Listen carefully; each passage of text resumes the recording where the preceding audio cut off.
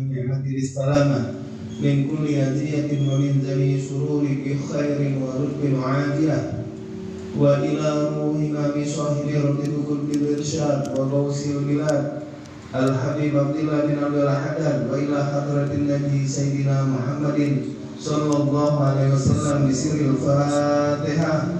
أعوذ بالله من الشيطان الرجيم. بسم الله الرحمن الرحيم.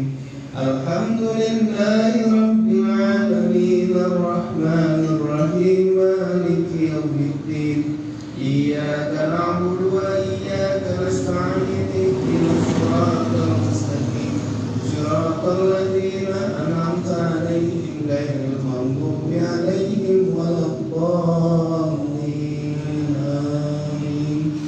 أعوذ بالله من الشيطان الرجيم.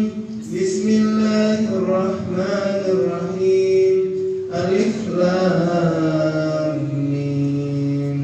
ذلك الكتاب لا ريب فيه هدى للمتقين الذين يؤمنون بالغيب ويقيمون الصلاة ومما رزقناهم ينفقون والذين يؤمنون بما أنزل إليك وما أنزل من قبلك وبالآخرة هم يوقنون أولئك على هدى من ربهم وأولئك هم المفلحون.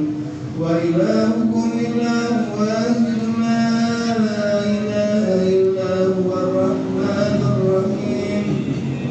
الله لا إله إلا هو الحي القيوم لا تأخذه سنة ولا نوم له ما في السماوات وما في الأرض من ذا الذي يشفع عنده إلا بإذنه يعلم ما بين أيديهم وما خلفهم ولا يحيطون بشيء من علمه إلا بما شاء وسع كرسيه السماوات والأرض ولا يعوضه حفظهما وهو العلي العظيم. لله ما في السماوات وما في الأرض وإن تبدوا ما في أنفسكم أو تخفوه يحاسبكم به الله فيغفر لمن يشاء ويعذب من يشاء والله على كل شيء قدير. آمن الرسول بما أنزل إليه من ربه والمؤمنون كل آمن بالله وملائكته وكتبه ورسله لا نفرق بين أحد من رسله وقالوا سمعنا وأطعنا غفرانك ربنا وإليك المصير. لا يكلف الله نفسا إلا وسعها لها ما كسبت وعليها ما اكتسبت ربنا لا تؤاخذنا إن نسينا أو أخطأنا ربنا ولا تحمل علينا إصرا كما حملته على الذين من قبلنا ربنا ولا تحملنا ما لا طاقة لنا به واعف عنا واغفر لنا وارحمنا أنت مولانا فانصرنا على القوم الكافرين.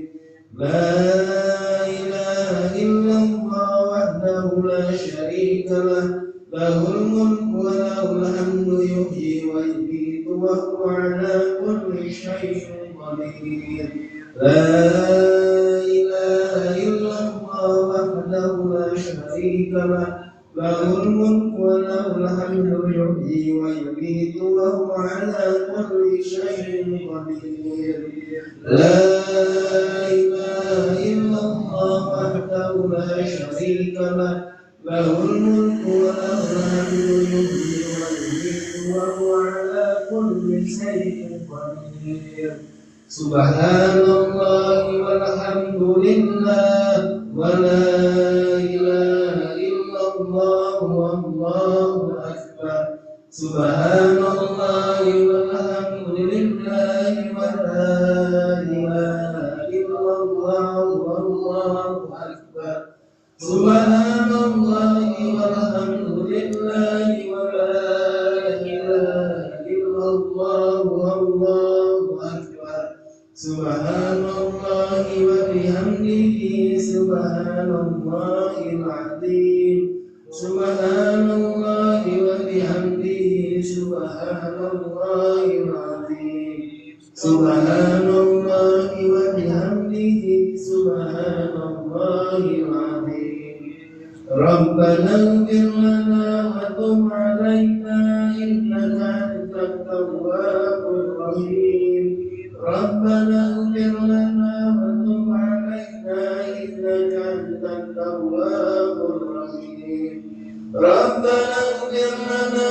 وتب علينا إنك أنت التواب الرحيم اللهم صل على سيدنا محمد اللهم صل عليه وسلم اللهم صل على سيدنا محمد اللهم صل عليه وسلم اللهم صل على سيدنا محمد اللهم صل عليه وسلم أعوذ بكلمات الله التامات من شر ما خلق أعوذ بكلمات الله التامات من شر ما خلق أعوذ بكلمات الله التامات من شر ما خلق بسم الله الذي لا يضر مع اسمه شيء في الأرض ولا في السماء وهو السميع العليم بسم الله لا يضر مع اسمه شيء في الأرض ولا وهو السميع العليم بسم الله الذي لا يضر مع اسمه شيء في الأرض ولا في السماء وهو السميع العليم رضينا بالله ربا وبالإسلام دينا وبمحمد نبيا رضينا بالله ربا وبالإسلام دينا وبمحمد نبيا رضينا بالله ربا وبالإسلام دينا وبمحمد نبيا بسم الله والحمد لله بسم الله والحمد لله والخير بمشيئة الله بسم الله والحمد لله والخير وشر بمشيئة الله آمنا بالله واليوم الآخر تبنا إلى الله باطنا وظاهرا آمنا بالله واليوم الآخر تبنا إلى الله باطنا وظاهرا آمنا بالله واليوم الآخر تبنا إلى الله باطنا وظاهرا يا ربنا واعف عنا وامحو الذي كان منا يا ربنا واعف عنا وامحو الذي كان منا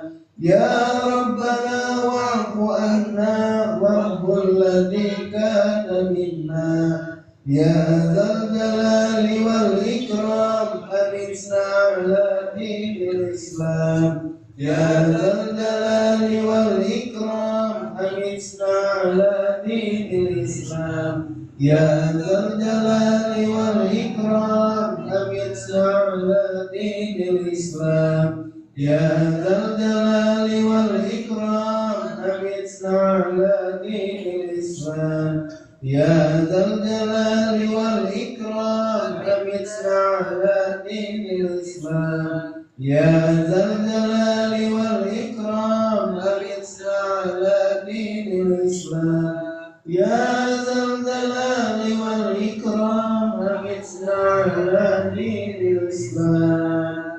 يا قوي يا متين اكفي شر الظالمين يا قوي يا متين اكفي شر الظالمين يا قوي يا متين اكفي شر الظالمين أصلح الله المسلمين شرف الله سر المؤمنين أصلح الله المسلمين شرف الله شر المؤمنين أصلح الله المسلمين شرف الله سر المؤمنين يا علي يا كبير يا عليم يا قدير يا سميع يا بصير الله يا لطيف يا خبير يا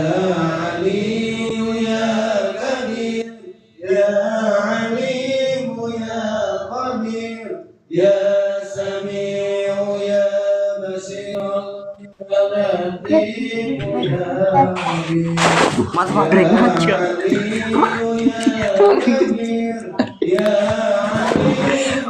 Tidak mau teleponnya. Ya Sami'u ya Basir Allah ya Latif ya Khabir ya Baridal Ham ya Kashifal Gham ya Man yamli yaghfir wa yarham ya Baridal Ham ya Kashifal Gham ya Man yamli yaghfir wa yarham ya Baridal Ham ya Kashifal Gham ya Man yamli yaghfir wa yarham Astaghfirullah rabbal baraya astaghfirullah minal khataya astaghfirullah rabbal baraya astaghfirullah minal khataya astaghfirullah rabbal baraya astaghfirullah minal khataya astaghfirullah rabbal baraya astaghfirullah minal khataya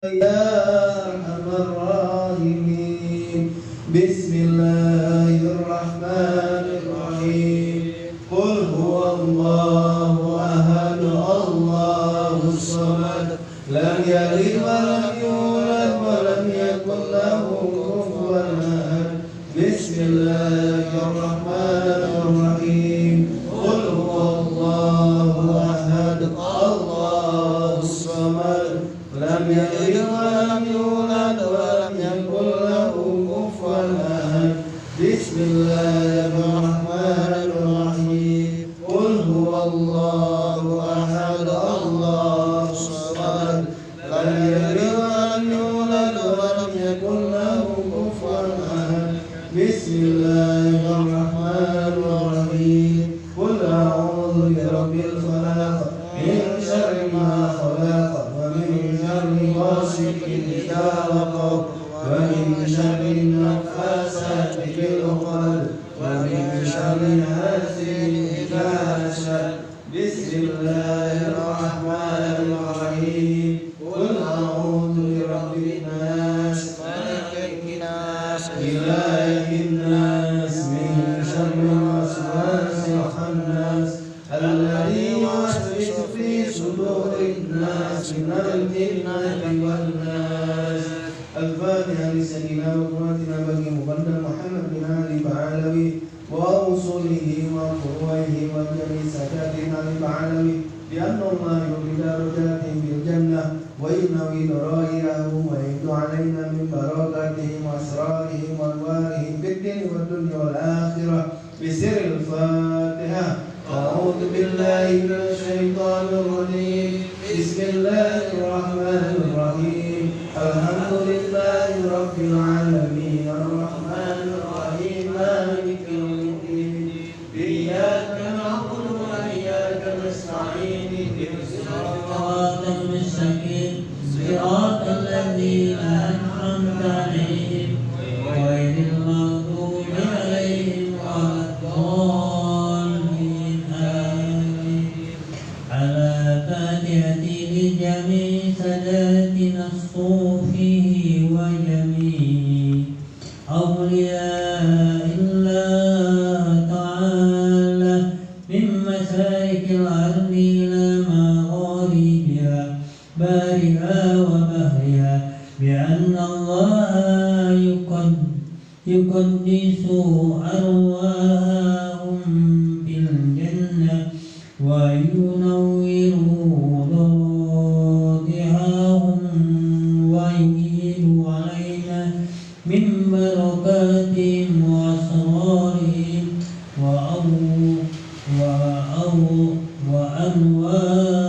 وأنوارهم في الدين والدنيا والآخرة ويلاحقون بهم في خير ولطف وعافية بشير الفاتحة أعوذ بالله من الشيطان الرجيم بسم الله الرحمن الرحيم الحمد لله رب العالمين الرحمن الرحيم مالك يوم الدين إياك نعبد وإياك نستعين اهدنا الصراط المستقيم صراط الذين أنعمت عليهم غير المغضوب عليهم ولا الضالين. الفاتحة لنا ولكم يا حاضرون بأن الله يعطي كل سائل منا ومنكم سؤله ما يرضى الله ورسوله ووالدينا ووالديكم ومشايخنا ومشايخكم في الدين وأمواتنا وأمواتكم وأموات المسلمين أجمعين بأن الله يغفر لهم ويرحمهم ويسكنهم الجنة والحجاج والمسافرين والغزاة والمجاهدين من المسلمين في البر والبحر أجمعين بأن الله يصحبهم السلامة ويردهم إلى أرضانهم سالمين غانمين في خير وعافية ويصلح أمور المسلمين ويكفيهم شر المؤذين ويتقبل منا ومنكم ويرزقنا وإياكم حسن الخاتمة عند الموت في خير وعافية وإلى حقة النبي محمد صلى الله عليه وسلم بسر الفاتحة. أعوذ بالله من الشيطان الرجيم بسم الله الرحمن الرحيم الحمد لله رب العالمين الرحمن الرحيم مالك يوم الدين إياك نعبد وإياك نستعين اهدنا الصراط المستقيم صراط الذين أنعمت عليهم غير المغضوب عليهم ولا الضالين آمين.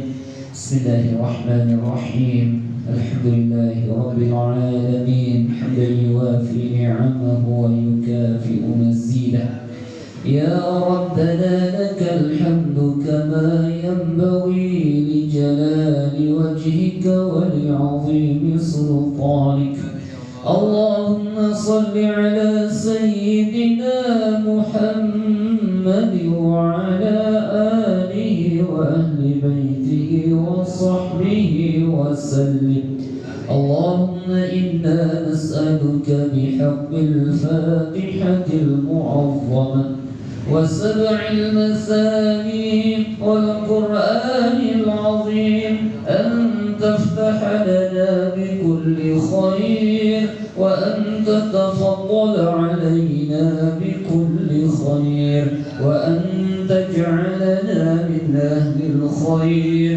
وأن تعاملنا يا مولانا معاملتك لأهل الخير، وأن تحفظنا في ديننا وأنفسنا وأولادنا وأموالنا وأهلنا وأصحابنا وأحبابنا من كل محنة وفتنة وبؤس وضيق، إنك ولي كل خير ومفضل لكل خير ومعط لكل خير يا أرحم الراحمين. اللهم اغفر لنا ولوالدينا ولأولادنا ولمشايخنا في الدين ولمن أحسن إلينا ولمن أوصانا بالدعاء ولجميع المسلمين والمسلمات والمؤمنين والمؤمنات الأحياء منهم والأموات. اللهم اغفر لنا وارحمنا وارض عنا وتقبل منا وادخلنا الجنة ونجنا من النار. اللهم أصلح لنا شأننا كله، اللهم زدنا ولا تنقصنا وأكرمنا ولا تهنا وأعطنا ولا تحرمنا وارضنا وارض عنا يا أرحم الراحمين. اللهم يا الله يا معطي أعطنا سؤلنا من خير ووسع لنا قبورنا ونور لنا قبورنا واجعلنا من عبادك الصالحين. اللهم ارزقنا رزقا حلالا طيبا. اللهم يسر لنا أمور رزقنا، يسر لنا أمور رزقنا ولا تعسر علينا يا أرحم الراحمين. حاجاتنا إليك كثير، حاجاتنا إليك كثير يا أرحم الراحمين. ربنا آتنا في الدنيا حسنة وفي الآخرة حسنة وقنا عذاب النار. وصلى الله على سيدنا محمد وآله وصحبه وسلم، والحمد لله رب العالمين. اللهم إنا نسألك رضاك والجنة ونعوذ بك من سخطك والنار. اللهم إنا نسألك رضاك والجنة ونعوذ بك من سخطك والنار. اللهم إنا نسألك رضاك والجنة ونعوذ بك من سخطك والنار. يا عالم السر منا لا تهديك الستر عنا فينا واعف عنا وكن لنا حيث كنا. يا عالم السر منا لا تهديك الستر عنا فينا واعف عنا وكن لنا حيث كنا. يا عالم السر منا لتهديك الستر عنا وعافينا واعف عنا وكن لنا حيث كنا.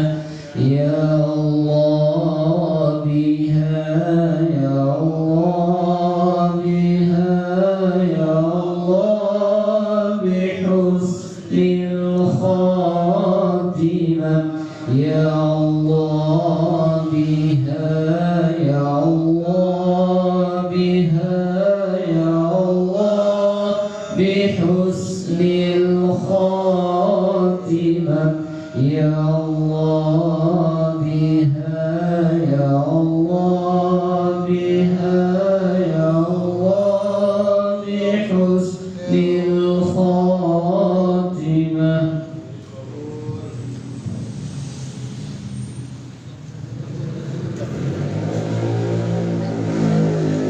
Bismillahirrahmanirrahim. Assalamualaikum warahmatullahi wabarakatuh. Waalaikumsalam warahmatullahi wabarakatuh. Alhamdulillahi rabbil alamin alladzi faddala alaina bi ni'am. Alhamdulillahi rabbil alamin alladzi ja'ala Muhammadan min dzurriyyati 'Adnan.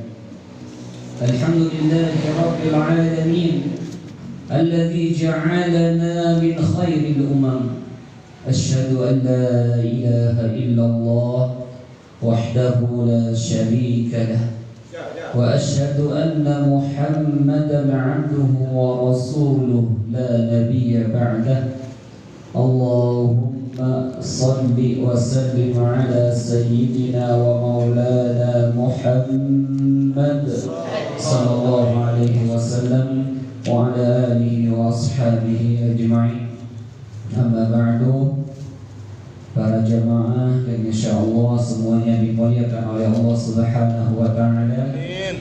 Alhamdulillah, dengan karunia Allah, dengan nikmat Allah, kita diberikan kesempatan oleh Allah untuk berkumpul di tempat ini. Diawali dengan kita membaca Ratibul Haddad, yang mana para jamaah, ratib itu adalah senjata kita, silahul mukmin. Jadi setiap doa yang kita panjatkan itu adalah senjata kita selaku orang yang beriman. Dan yang ada di ratib ini kebanyakan doanya itu doa yang warid dari Rasulullah, zikiran yang diajarkan oleh Rasulullah sallallahu alaihi wasallam. Di antaranya yang kita baca, Bismillahilladzi la yadurru ma'asmihi syai'un fil ardi wa la fis sama wa huwas sami'ul alim. Jadi Imam Nawawi juga menyebutkan tentang zikiran ini di dalam kitabnya Riyadhus Shalihin. Nah, di dalam kitabnya Al-Adhkar, bahwa zikiran ini termasuk zikiran yang diajarkan oleh Rasulullah SAW. Bagi yang membacanya dan juga dibaca dengan bacaan yang benar, orang tersebut itu insya Allah jaga meskipun dari penyakit gigi. Nah, dan ini diantara fadilah zikiran yang kita baca. Bahkan para ulama menyebutkan, orang yang membaca zikiran yang tadi di waktu pagi 3 kali, di waktu sore 3 kali, maka Allah akan menjaga orang tersebut dari pagi sampai sore dan dari sore sampai pagi. Ini diantara fadilah. Apa maknanya? Bismillahilladzi la yadurru ma'asmihi syai'un fil ardi wa la fis sama' wa huwas sami'ul alim. Dengan menyebut nama Allah, yang dengan disebut namanya tidak ada yang membahayakan kita di langit maupun di bumi, dan dialah yang maha mendengar dan maha mengetahui. Jadi seandainya dengan fadilah kita membaca zikiran ini, Allah menjaga kita dari pagi dan sore, Allah akan menjauhkan kita dari hal-hal yang buruk untuk kita. Maka dari itu jangan sampai kita bosan untuk membaca zikir, karena zikiran itu adalah sebagai penguat kita dan juga mempermudah urusan kita, dan insya Allah menjadi sebab dikabulkannya doa-doa kita. Salawat dan salam semoga tetap tercurahkan kepada baginda kita Rasulullah sallallahu alaihi wasallam, yang telah mengajarkan kita Islam, yang telah memuliakan kita dengan disampaikannya Islam kepada kita, sehingga kita insya Allah nanti termasuk orang-orang yang meninggal dalam keadaan husnul khawatimah. Amin ya rabbal alamin. Para jemaah yang dimuliakan oleh Allah Subhanahu wa taala, kenapa kita itu perlu untuk belajar taharah, yaitu bersuci? Karena salatnya kita bisa sah jika taharah kita itu benar. Kenapa kita belajar taharah? Kenapa kita belajar tentang macam-macam air? Karena wudhunya kita sah jika kita menggunakan air itu yang suci dan mensucikan. Jadi penting para jemaah kita belajar tentang taharah. Siapa tahu wudhu yang kita lakukan selama ini menggunakan air yang najis sehingga wudhu kita tidak sah. Siapa tahu kita selama wudhu ya, karena kita tidak belajar misalnya menggunakan air yang musta'mal sehingga juga tidak sah. Maka perlu bagi kita untuk belajar tentang taharah. Sehingga para ulama menyebutkan bahwa pembahasan tentang taharah ini wajib hukumnya untuk dipelajari setiap orang, yang laki-laki maupun yang perempuan. Supaya apa? Supaya betul-betul yakin bahwa taharahnya sah, sehingga dia yakin juga sholatnya sah. Nah, kemarin sudah kita sebutkan bahwa macam air itu ada 4. Yang pertama, air yang suci dan mensucikan.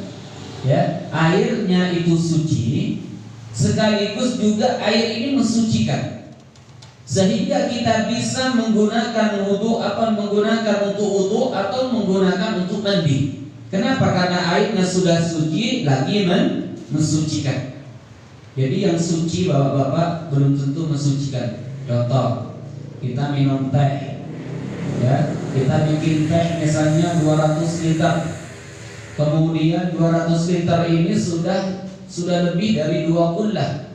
Ya. Apakah dengan kita berwudu menggunakan air teh tersebut itu bisa sah wudu kita? Tidak. Kenapa? Karena air teh ini sudah tidak dikatakan suci mensucikan, hanya dia suci tapi tidak mensucikan. Makanya enggak semua air itu bisa mensucikan. Nah, kemarin juga kita sudah membahas tentang air musyammas. Apa itu air musyammas? Air musyammas ini kata para ulama hukumnya suci dan juga dia mensucikan. Seperti air apa? Yaitu air yang dipanaskan yang berada di sebuah tempat, ya, sebuah bejana atau sebuah tempat untuk air yang mana dibuat seperti dibuat menggunakan tanah yang dibakar dan dipanaskan di negara yang panas, yaitu seperti Haramain, seperti Mekah. Jadi kalau di Indonesia ketika kita ditanya apakah ada di Indonesia air musyammas, tidak ada. Kenapa? Karena meskipun kita sudah di musim kemarau, ya, di musim panas, meskipun panasnya sangat panas sekali, ini masih belum mencapai ukuran sehingga dikatakan air musyammas. Nah, itu tidak terlalu penting bagi kita karena kita tidak mengalami air itu. Nah, terus yang ketiga, ini yang penting untuk kita. Karena kadang seseorang saya lihat, ya, sebagian orang yang sudah tua, dia berwudu itu tidak hati-hati, sehingga air yang ia gunakan untuk wudu atau ia gunakan untuk menghilangkan hadas besarnya masuk lagi ke ember misalnya, digunakan lagi. Apakah ini nanti mensucikan? Maka para ulama menyebutkan ada yang ketiga, air suci tapi tidak mensucikan. Ya, artinya apa? Air ini suci tapi tidak boleh digunakan untuk wudu, tidak boleh digunakan juga untuk menghilangkan hadas, tidak boleh juga digunakan untuk menghilangkan najis. Kenapa? Karena airnya ini suci saja tapi tidak mensucikan. Air apa ini para jamaah? Namanya air musta'mal, air yang pernah kita gunakan. Kita gunakan untuk apa? Yaitu mengangkat hadas kecil. Contoh nih, tadi misalnya Kak Chandra misalnya buang air kecil. Berarti kan kalau Kak Chandra awalnya dia punya wudu, ketika dia sudah buang air kecil, maka wudunya kan sudah batal. Kemudian Kak Chandra ini apa?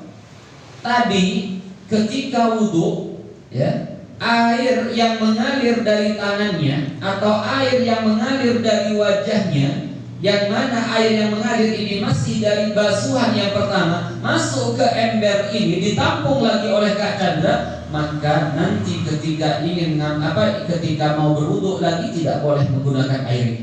Kenapa? Karena air ini sudah dikatakan musta'mal. Air yang sudah digunakan tidak boleh lagi digunakan. Kenapa? Karena status airnya sudah suci tapi tidak mensucikan. Contoh nih, saya ambil wudu sekarang, kemudian saya basuh muka saya.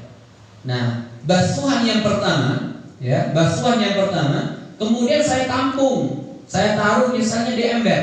Jadi air yang mengalir dari wajah saya masuk ke ember semuanya. Nah, ini kata para ulama dikatakan air musta'mal, air yang sudah digunakan sehingga tidak boleh lagi kita menggunakannya. Maka dari itu para jemaah, hati-hati ketika kita ambil wudu, ya. Basuhan yang pertama pada wajah, pada tangan kita, ya, pada tangan artinya tangan kanan ataupun tangan kiri, dan juga pada kaki kita. Basuhan yang pertama itu jangan sampai basuhan ini menetes kepada yang lainnya. Kenapa? Karena air yang mengalir dari basuhan yang pertama ini musta'mal. Kenapa kata para ulama? Karena basuhan yang pertama adalah basuhan yang wajib yang menghilangkan hadas. Nah, sedangkan basuhan yang kedua, kalau kita ambil wudu berapa kali kita siram? 3 kali, ya. Jadi basuhan yang pertama itu adalah air musta'mal. Artinya apa? Air yang mengalir dari anggota wudu kita itu suci tapi tidak lagi mensucikan, sehingga tidak lagi kita gunakan untuk wudu. Sedangkan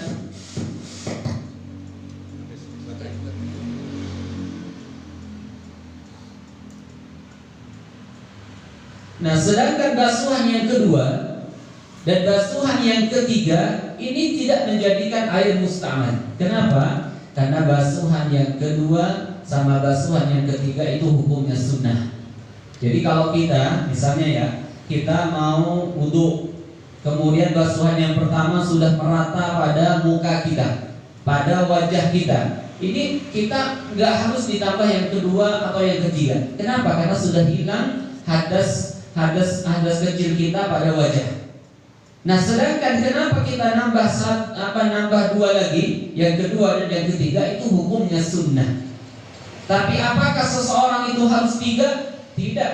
Kenapa? Karena Rasulullah pernah berwudu cuma 2 kali basuhan, jadi nggak harus 3. Nah, kenapa Rasulullah melakukan ini? Supaya tidak dianggap oleh umatnya bahwa harus 3, tidak boleh 2. Tidak. Jadi sunnahnya 3, seandainya dilakukan yang kedua itu menandakan sesuatu yang boleh dan tidak harus seseorang itu melakukan sampai 3 kali basuhan.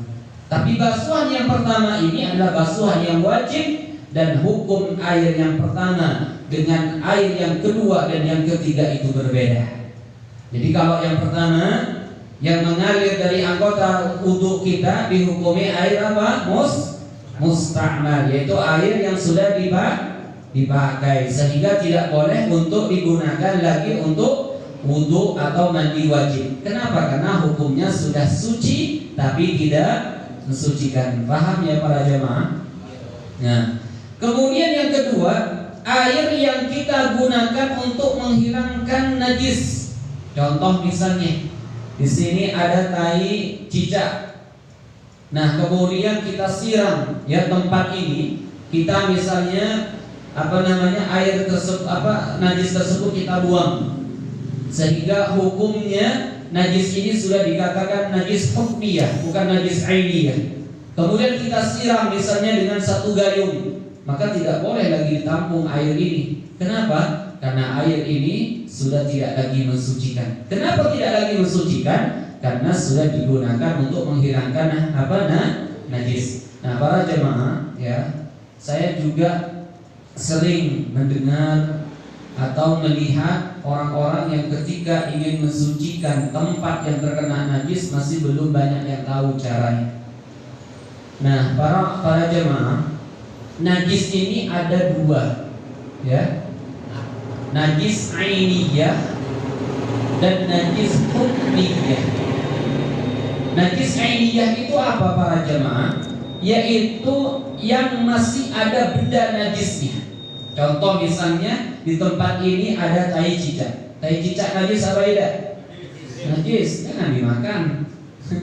Nah, ini apa najis? Nah, kemudian bagaimana cara kita menghilangkan najis ini? Yang diajarkan oleh para ulama kita Syafi'iyah, caranya jangan langsung disiram. Ini saya sering lihat. Kadang juga ada tai ayam di pojokan misalnya, langsung disiram. Ketika disiram, sebelum dibuang najisnya ini, bendanya ini, di mana air mengalir di situ najisnya. Ini banyak, ya. Juga marbot. Kenapa harus belajar, ya? Karena ketika tempat ini yang sudah dipasrahkan ke marbot dan marbotnya tidak tahu cara menghilangkan najisnya, maka orang yang sholat yang tidak sah itu ditanggung oleh marbotnya. Jadi bagaimana caranya kata para ulama? Ketika misalnya di sini ada najis, ya, ini ada tai ayam misalnya. Bagaimana cara menghilangkan supaya tempat ini nanti suci dan najisnya tidak melebar kemana-mana? Maka kata para ulama, ini kan najisnya pertamanya ada najis ainiyah. Apa itu najis ainiyah? Najis yang masih ada bendanya, itu namanya ainiyah. Nah, bagaimana cara mensucikannya? Dibuang dulu ini dengan kita ngambil tisu misalnya, dibuang dulu sehingga tidak lagi kelihatan bendanya, sehingga tidak lagi kelihatan warnanya, sehingga tidak lagi kelihatan rasanya. Nah, ketika sudah hilang semuanya, maka tempat ini masih dihukumi najis. Ya, kenapa masih dihukumi najis? Karena masih belum terkena air. Karena yang menghilangkan najis di dalam mata kita itu hanya air. Ketika kita hilangkan bendanya, hilang juga baunya, hilang juga rasanya, hilang juga warnanya, maka najis ini sudah dikatakan najis hukmiyah. Apa itu najis hukmiyah? Najis yang hukumnya di situ ada najis. Artinya apa? Secara hukum di sini ada najis. Nah, bagaimana ketika sudah menjadi najis hukmiyah? Udah kita siram saja, ya. Meskipun airnya ini kemana-mana, ini sudah suci. Nah, ini cara kita menghilangkan najis. Jangan seperti yang tadi disiram, ya. Ketika disiram sudah, setelah itu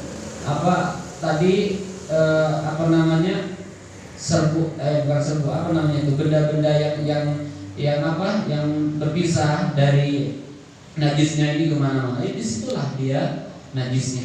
Jadi melebar dia.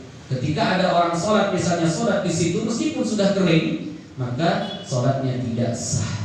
Kenapa tidak sah? Karena disyaratkan orang yang sholat supaya sah sholatnya, tempatnya harus suci, kemudian pakaiannya harus suci, kemudian yang dibawa juga harus suci. Maka itulah pentingnya kita belajar ilmu agama supaya kita tidak merasakan kesulitan di dalam menghilangkan najis.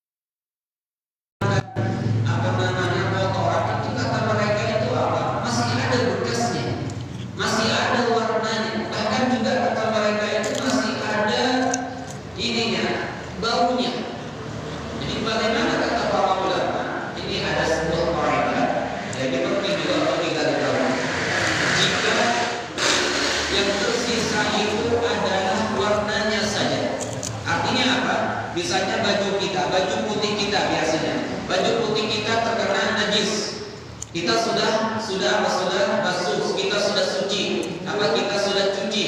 Kemudian ketika kita sudah siram, kemudian kita jemur, masih ada warna kuningnya misalnya, atau warna hitamnya, atau warna najisnya. Bagaimana kata para ulama? Apakah baju yang terkena najis ini ketika kita sudah cuci dengan kita sudah berusaha menghilangkan warnanya, tapi masih ada warnanya? Bagaimana kata para ulama? Ini hukumnya dimaafkan.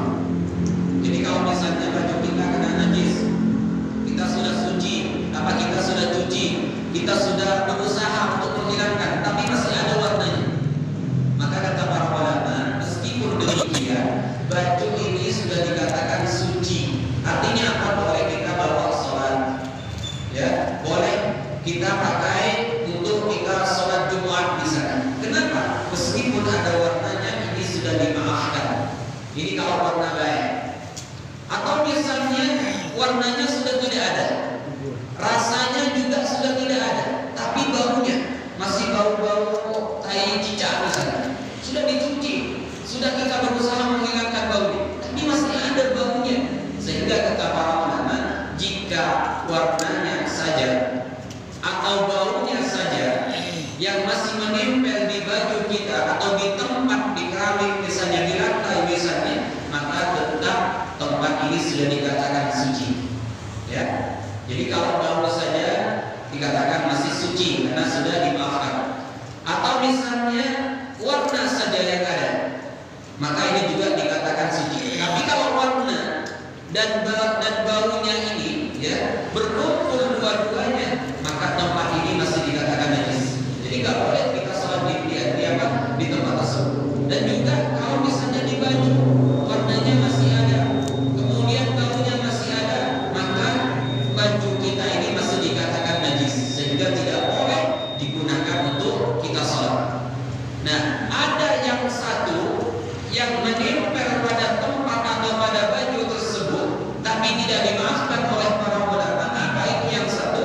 Yaitu rasanya. Jadi kalau masih ada rasa, ya, meskipun hanya rasa saja, baunya sudah tidak ada, warnanya sudah tidak ada, cuma rasanya yang ada pada tempat itu atau baju tersebut, maka tetap dihukumi najis. Ya, paham ya Bapak-bapak ya? Jadi kalau baunya saja najis apa tidak ketika kita sudah berusaha menghilangkannya? Tidak.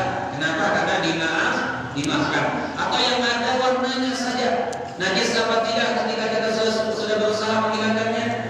Tidak. Kenapa? Karena sudah dimaafkan. Tapi kalau rasanya yang masih tersisa, ini tidak dimaafkan. Nah, inilah pentingnya kita cara untuk menghilangkan najis atau untuk membersihkan najis, ya, sehingga kita betul-betul yakin bahwa sholat kita atau tata cara bersuci kita sudah benar. Jadi ini penting para jemaah. Kenapa penting? Karena inilah yang akan menentukan sholat kita itu sah atau tidak. Nah, memang Allah Subhanahu wa Ta'ala nanti yang akan ditanya pertama kali adalah sholatnya. Tapi sholat ini bisa sah jika toharohnya juga sah. Jadi kalau sholatnya dia bagus, masya Allah sholatnya benar, bahkan rukun-rukunnya dilakukan semuanya, sunnah-sunnahnya dilakukan semuanya, tapi syaratnya diantaranya dia tidak bersuci dengan yang benar, maka orang tersebut itu tidak bisa dikatakan apa? Tidak bisa dikatakan sah sholatnya. Makanya penting seseorang belajar bagaimana cara mensucikan najis. Nah, paham ya tentang masalah air yang suci tapi tidak mensucikan atau yang dikenal dengan air mustamal? Paham ya Bapak? Nah, terus yang selanjutnya ada air suci, ya, ada air suci, kemudian kena sesuatu tapi dia juga suci. Contoh misalnya kita punya air, ya, airnya ini banyak sekali. Kemudian kecampur susu misalnya, ya, kena tetesan susu. Kemudian kita lihat airnya ini berubah atau tidak. Kalau misalnya berubah, ya, air yang tadi suci, air yang tadi jernih, air yang tadi sofit yaitu jernih, kemudian kena susu misalnya atau kejatuhan susu sehingga berubah menjadi putih, maka air ini tidak dikatakan suci dan mensucikan, hanya dikatakan suci tapi tidak mensucikan.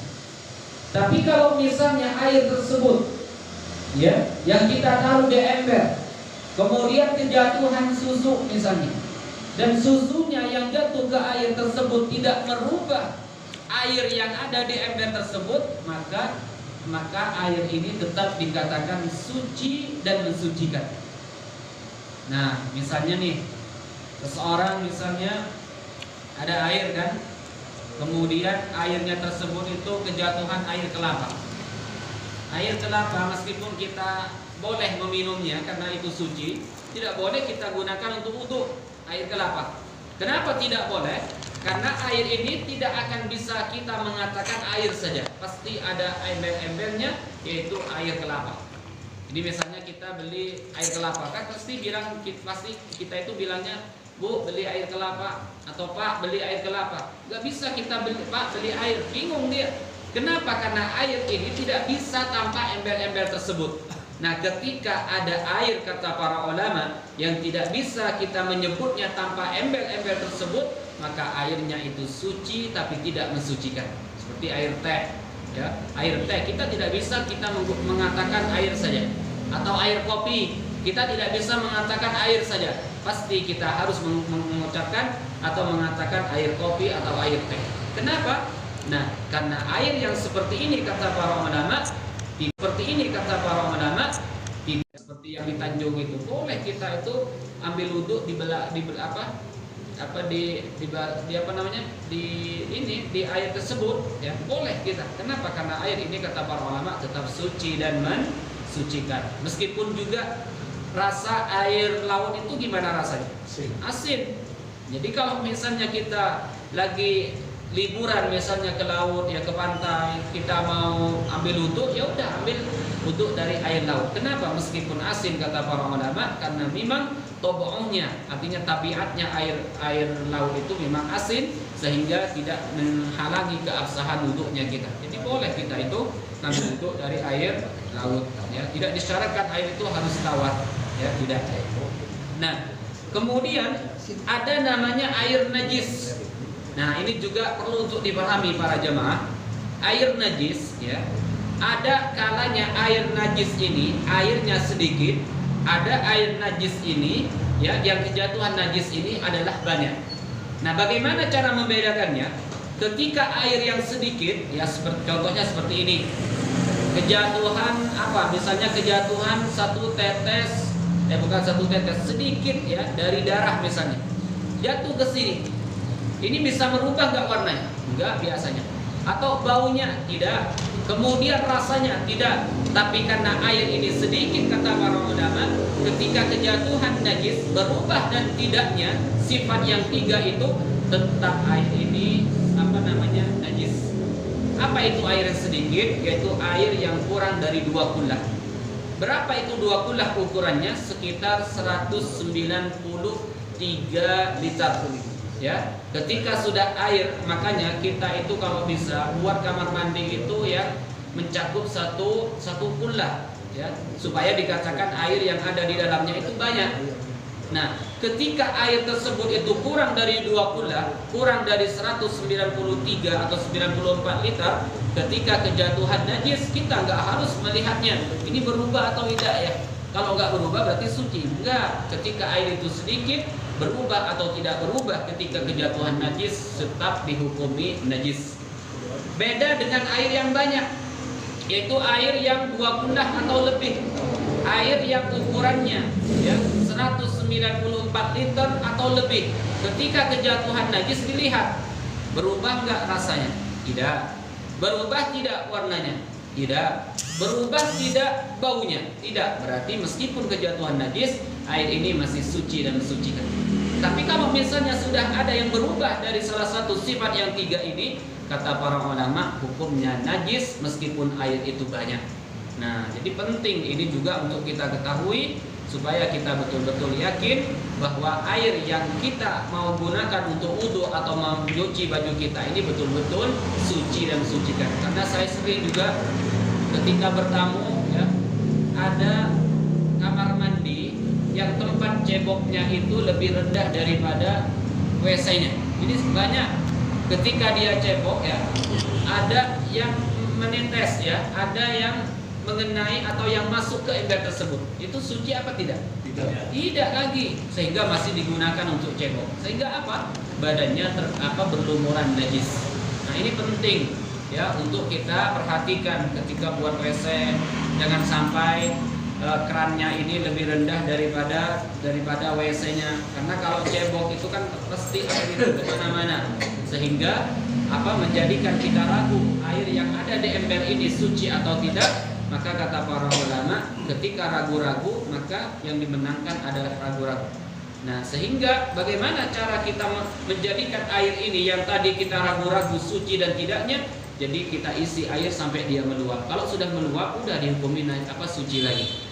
Nah, ini penting karena saya sering ya lihat tempat-tempat yang seperti ini. Kadang juga hanya disediain ember kecil ya. Dan ember di depannya ketika dia kencing saja ada yang menetes misalnya, ada yang masuk ke ember tersebut, sehingga meskipun satu tetes kencing masuk ke air tersebut, berubah atau tidaknya tetap dihukumi najis, karena air yang sedikit kejatuhan najis dihukumi najis, berubah atau tidak tetap dihukumi najis.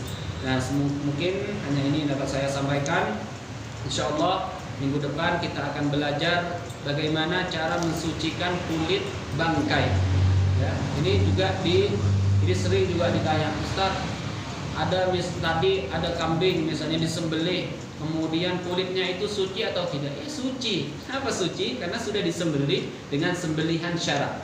Nah, tapi kalau misalnya ada kulit bangkai, kita nemu kambing misalnya, kambingnya ini mati disebabkan ditembak misalnya sama orang, mati karena ditembak itu tidak halal. Kenapa tidak halal? Karena di dalam mazhab Syafi'i, hewan yang mati itu bisa halal ketika disembelih dengan sesuatu yang tajam atau mati disebabkan sesuatu yang tajam. Ini dalam mazhab Syafi'i. Tapi kalau peluru ya tembak misalnya itu kan enggak tajam dan itu tumpul peluru itu.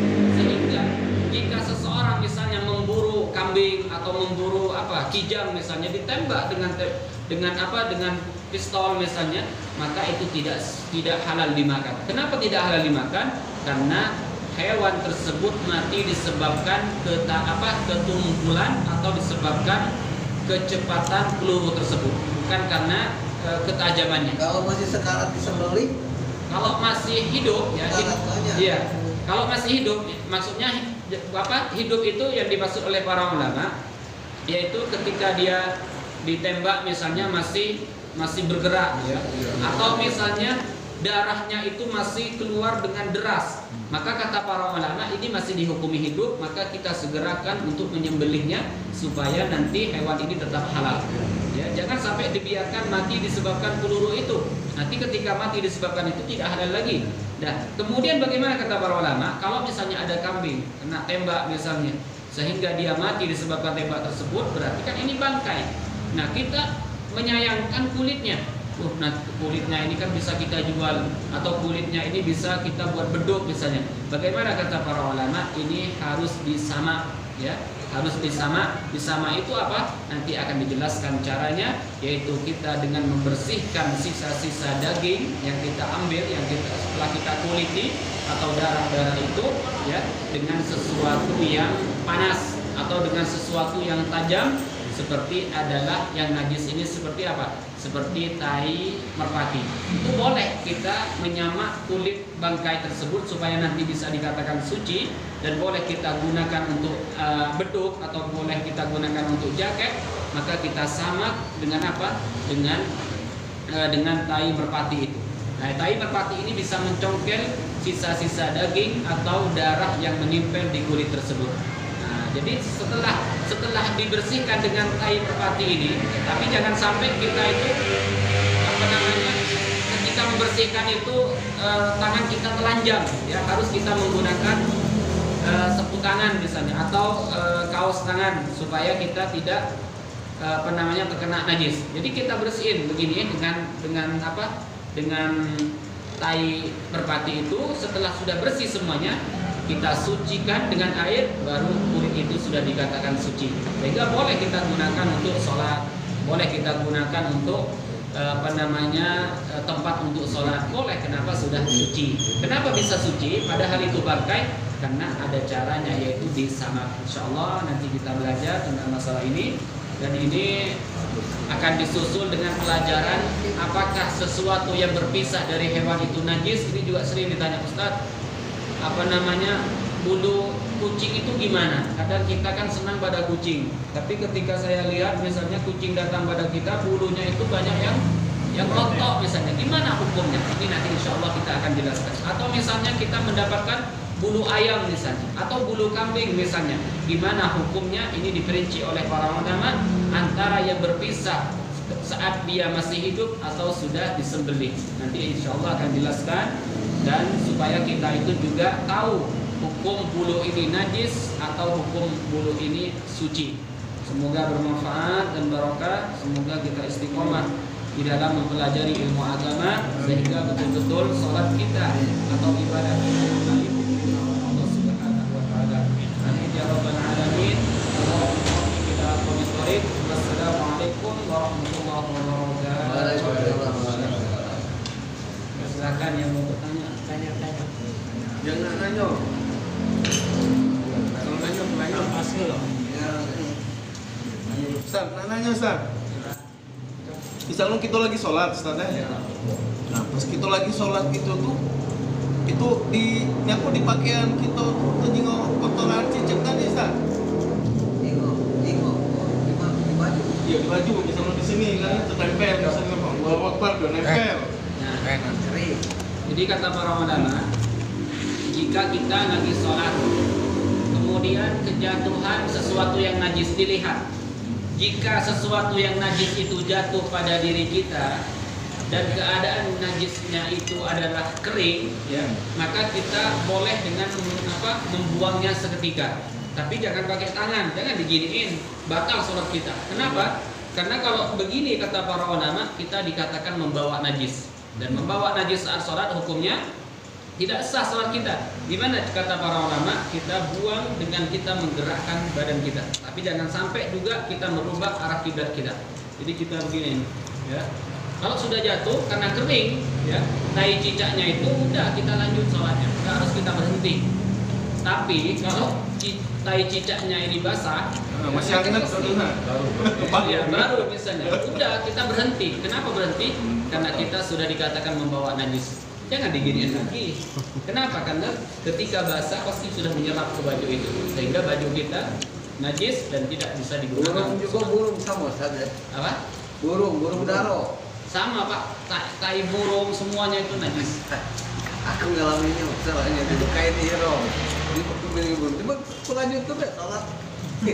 Najis, nggak boleh. Iya. Kalau dijatuhin cicak nggak apa-apa. Jatuh cicak. Kejatuh enggak apa-apa. Karena cicaknya najis. Yang najis itu kalau kita pas lagi sholat kena anjing misalnya kan, anjing yang basah nempel pada kita, udah najis. Tapi kalau misalnya sarung kita kering, celana kita kering, dan anjing juga kering, enggak berpindah najis, sehingga kita boleh tetap sholat. Gitu.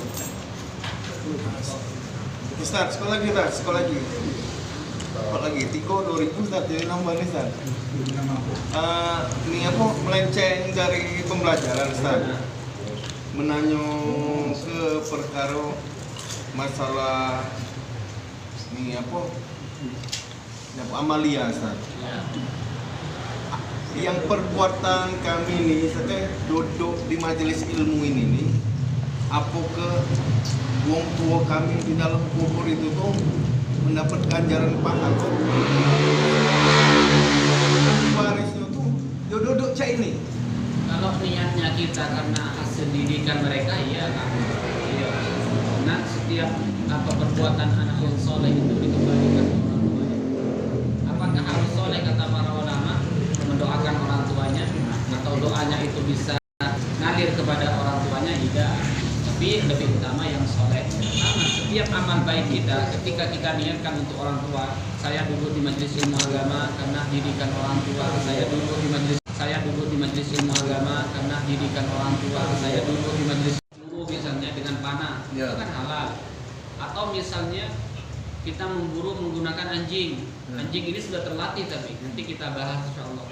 Itu kalau misalnya dia dapat hewan dan hewannya itu tidak ada yang dimakan sedikit pun dagingnya, halal itu. Kenapa? Karena kita memburu menggunakan Kita hewan. kan tak tahu kan dagingnya buat rendang, kamu di rumah makan, aku macam di siang malam. Barang daging itu impor ya dari Australia, dan kan cara pemeliharannya.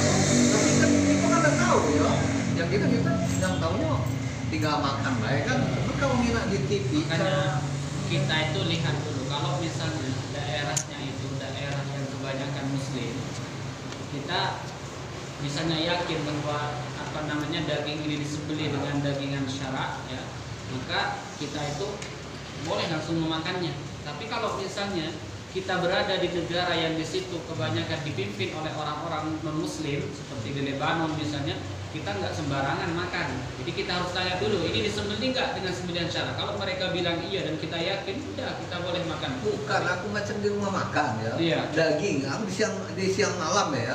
Daging dari impor dari Australia. Aku pikir berarti kurangan gitu daging ini. Berarti kita impor dari Australia kan. Sedangkan aku jenguk cara nyemberatnya dari mana? Kalau kita yakin Pak bahwa memang daging ini ya, yang ada di rumah makan tersebut tidak disembelih dengan sembelihan syarak, kita nggak boleh. Nggak boleh ya. Kenapa? Karena daging yang diragukan kehalalnya itu haram. Sama Syekh itu, Syekh kalau datang ke sini, ya, beliau itu nanya dulu, ini dibeli di mana nih burgernya, ini beli di mana ayamnya. Kalau misalnya nggak ditanya, nggak dimakan sama beliau, kenapa? Takut. Karena kita harus memang betul-betul berhati-hati tentang masalah daging.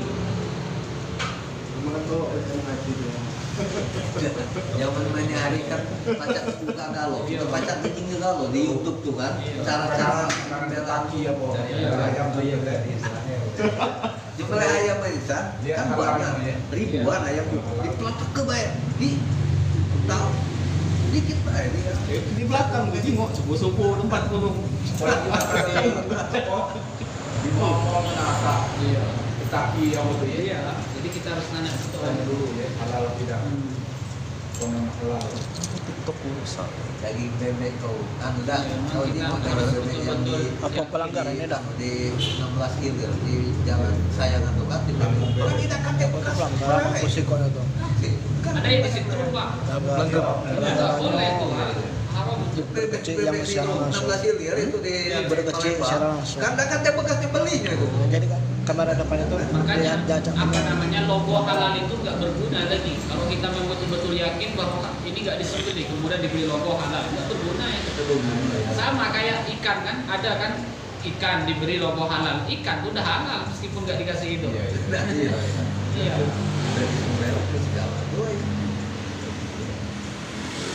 Sambil makan. Tak ada tak. Iya. Ada mah. Hah? Ada.